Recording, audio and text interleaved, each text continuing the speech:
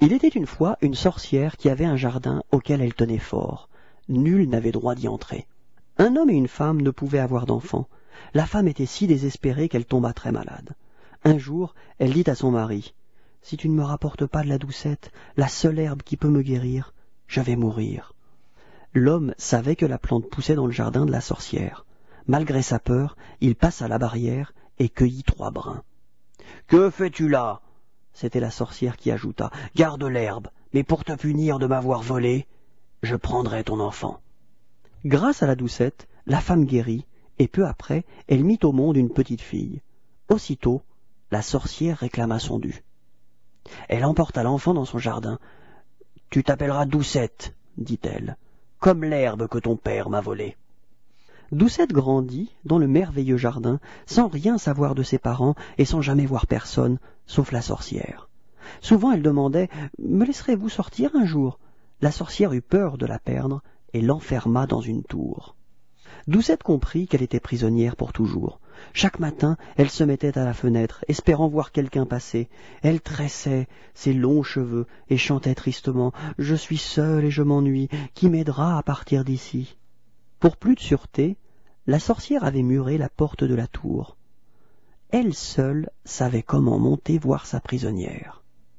Elle criait « Doucette, Doucette, laisse tomber tes cheveux !» La jeune fille lançait sa longue natte pour qu'elle puisse grimper. Un soir, un prince qui passait entendit le chant de Doucette et aussi ce que la sorcière criait. Intrigué, il s'approcha. La sorcière grimpait en ricanant, accrochée à une natte dorée. Il décida d'aller voir à qui appartenaient ces cheveux étonnants. Le prince attendit la tombée de la nuit, que la sorcière soit partie et appela « Doucette, Doucette, laisse tomber tes cheveux !» La jeune fille lança sa natte et au lieu de l'affreuse sorcière, vit, stupéfaite, un beau jeune homme qui la regardait. Doucette et le prince tombèrent amoureux. Le prince revint chaque soir qui suivit, juste après le départ de la sorcière. Doucette avait l'air si heureuse et si gaie que la sorcière soupçonna quelque chose. Un soir, elle resta en haut et guetta. Bientôt le prince arriva et cria « Doucette, Doucette, laisse tomber tes cheveux !» La jeune fille était désespérée. La sorcière l'obligea à lancer sa natte, et elle attendit que le prince soit presque en haut, puis elle coupa d'un coup la corde dorée.